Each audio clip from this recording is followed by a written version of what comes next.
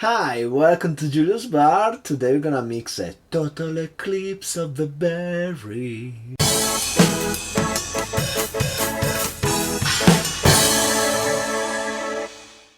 So today we're gonna mix an original cocktail by me. I developed this cocktail because I wanted to use this Mizunara liqueur I came by. Actually, it was a present for my birthday. Really welcome present because this is really interesting. It's a 23% liqueur, it's slightly sweet, but mainly has this only one super powerful note of Mizunara oak. Like if you got like oak and you pressed it and squeeze all the flavor out of it. Actually, it's fairly thick. And while I was developing this cocktail, I got completely obsessed with Total Eclipse of the Heart by Bonnie Tyler. More on that later, and now let's mix the drink.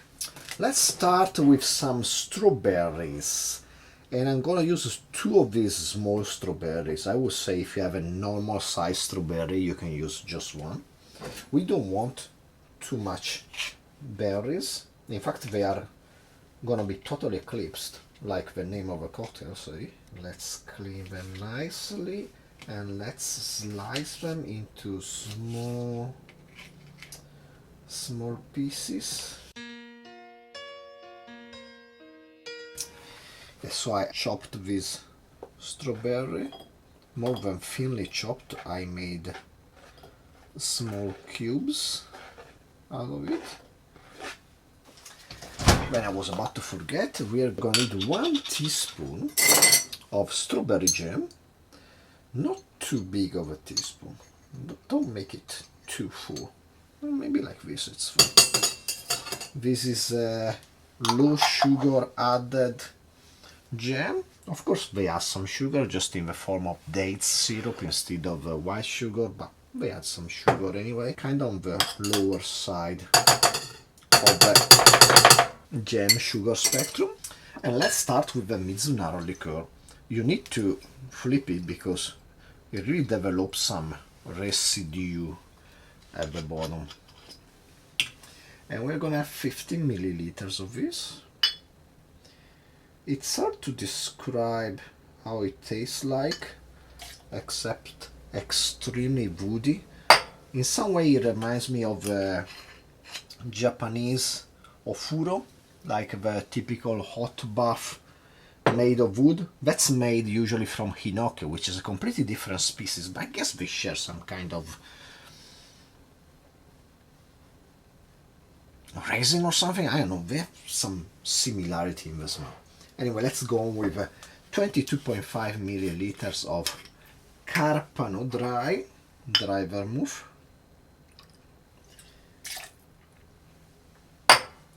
And then 22.5 milliliters more of Madeira. I'm using this East India Madeira. It's made by Justino's. It's made from Tinta Negra grapes. And that's why I think it's probably closer to a rainwater Madeira, but I'm not sure. All it says here on the label is fine and rich. So it's it's really medium. It's between dry and sweet, I would say. It has a good acidity component, and I guess you could try to replicate this cocktail with other fortified wines, maybe a sherry, Amontillado, but I'm not quite sure. I found that this one was matching perfectly the mood of this cocktail. And then we finish with the Kanomori gin from Japan. This gin is awesome, it's 47%. In our test of the gin for the gin tonic, I guess this came out on top. It's my wife's favorite. It's just really good. It's botanical. It has a bit of bitterness from roots of the forest. It has a certain kind of umami to me too. It's made by this company, which is mostly famous for medicinal liqueurs, like this one, Yomeishu, which actually is sold as some kind of medical category. And you have to wonder which kind of double-blind test they did to certify this, which is 14%, but this is beside the point. It's kind of fairly sweet and tastes like cinnamon. I once tried to make a cocktail out of it, but not successful thus far. Maybe in the future, who knows.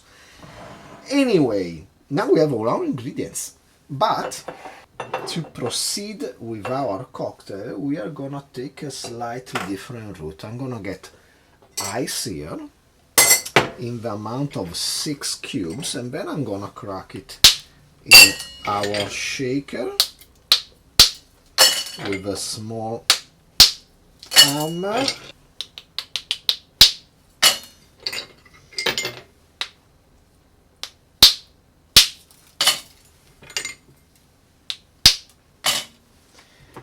And this should be okay. Now I'm gonna shake this.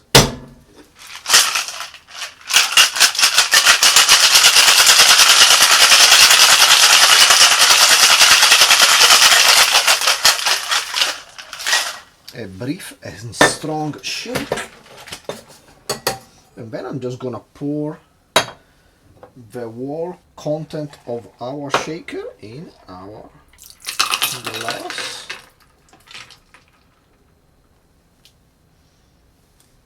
And there you go. Let's decorate with an additional strawberry. And there you go. A total eclipse of a berry. Cheers. Well, I made this myself, this recipe. I think it's good.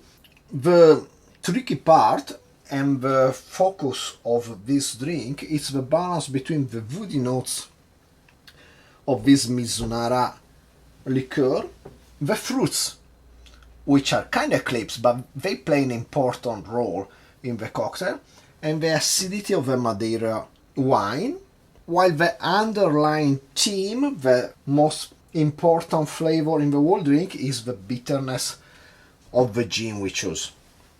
Let me have one more sip. This is pretty nice. Yeah, by combining fruits and oak, you get a super version of the notes you get in some single malt whiskey, like a Deanstone, I would say. Just a lot stronger, because you're pouring oak directly in the glass, instead of having it influence your whiskey over several years. This, let's say, caipirinha-like presentation is not bad. I think it works out well. It would work out better if it was summer right now, which is not. It's February. But hey, I still quite like it. Based on your kind of jam you're using, you might adjust a bit the sugar based on your taste. If you have a sweet jam, you might need a bit less. Actually, in this case, with this slightly less sweet jam, I think I could have put even a bit more, maybe a bigger spoon, not more than a spoon, but just a bit more filled up, and maybe that would have been even better. So I hope you enjoyed the video. Please like, subscribe, comment down below, share with anybody you like and don't like, shake yourself a berry drink, and hopefully I will see you next time. Cheers.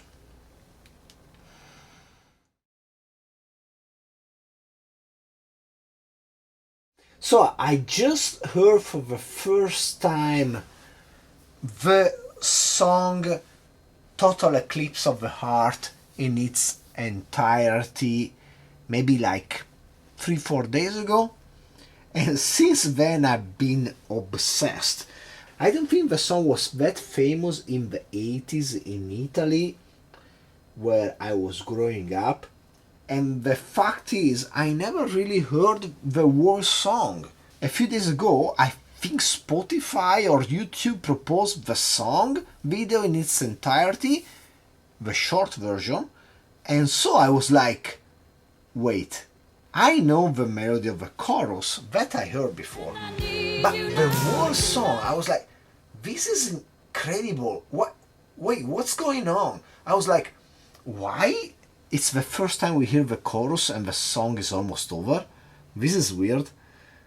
And so I went down the rabbit hole and I studied the song and I started listening to the stuff by Steinman, and then I examined the structure of the song in its entirety from the rhythmical standpoint. Now you can find online a lot of analysis about the key changes, the melody, the harmony.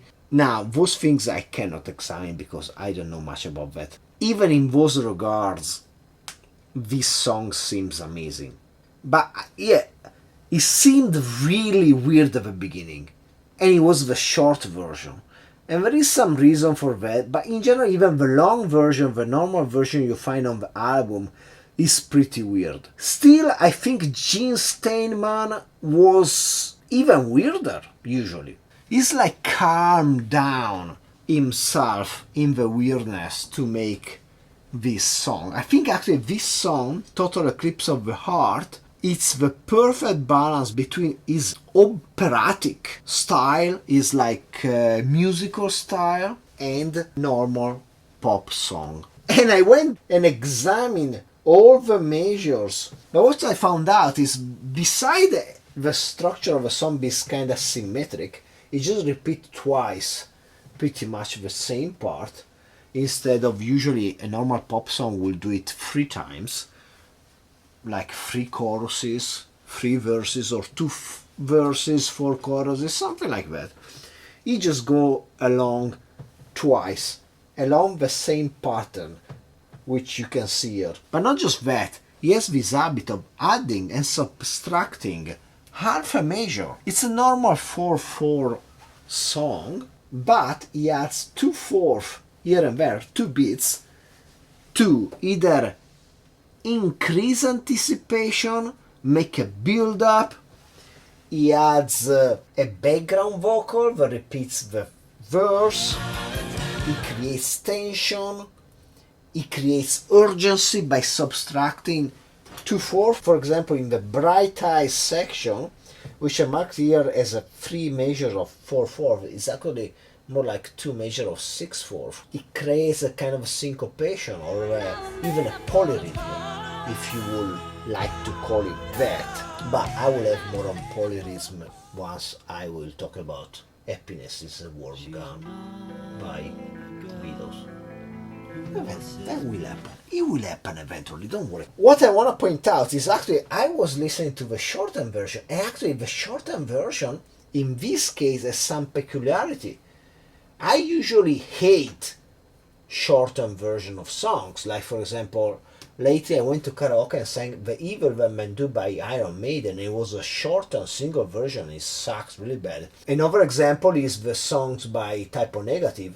To get on MTV and become super famous, and for Peter Steele to get the cover of Playgirl, he would have to shorten their 8-10 minute songs, and they did. They became famous, but the shortened version, they kinda suck. In this case, the shortened version is even more weird than the original. So the original has this perfectly symmetrical structure, but the shortened version cuts out a bit of the intro, you can see here with the blue dots. It cuts out a bit of the outro. Well, that's fine, I mean, who cares? A bit of the intro, a bit of the outro. But then it cuts out this chunk of the bridge section. And so, from the bridge, that's just the melody of a turnaround, and there is the ninjas, an organ coming in, and there is like boom, bah, like a shutting of the door or something. Anyway, this turnaround only melody section in the short version of the song goes straight to the really weird Bright Eyes section that precedes the second chorus. This is the second chorus. And this Bright Eyes section is really weird because also, I don't know if it does some other harmonic tricks, but the feel at the end that Max Weinberg of E Street Band fame does, on one side it makes you think that these 6/4 Bright Eyes measures are extended, and the 6th measure of I Need You which is the main part of the chorus, is shortened. Put accents on both ear and half a measure later. And it's really weird. And you're like, what's going on? And then, in the crescendo that follows the second chorus, Steinman really had an extra major for build-up, which is weird, and it's gonna be a really confusing when we're recording it, but it's so great. And I don't know, I just love this song. It's so good. The lyrics, the hoarsely vocal, the power,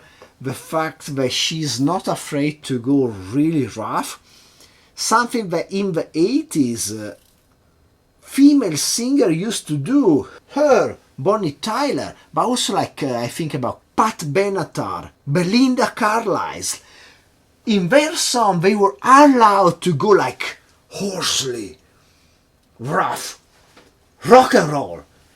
And that's something completely disappeared in the following years, and that's too bad because that was good.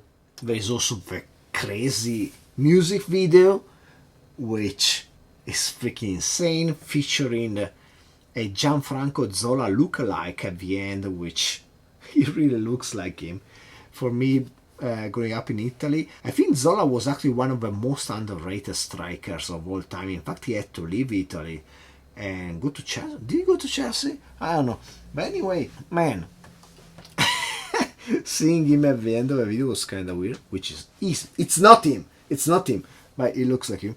And anyway, I love this song. I'm now going deeper into the Gene Steinman catalog because I think he did some great songs. It has his own style, which is more like, yeah, I say musical-like, opera-like storytelling. It's not pop songs. You know, I come out as a heavy metal junkie in these videos, but sometimes I like some melodic stuff. If it's good, I like it. By the way, the whole album, which is called Faster Than the Speed of Night, is pretty good. There are a couple of tracks that you should definitely skip, but the rest of the album is pretty good. So, thumbs up from me. Total Eclipse of the heart.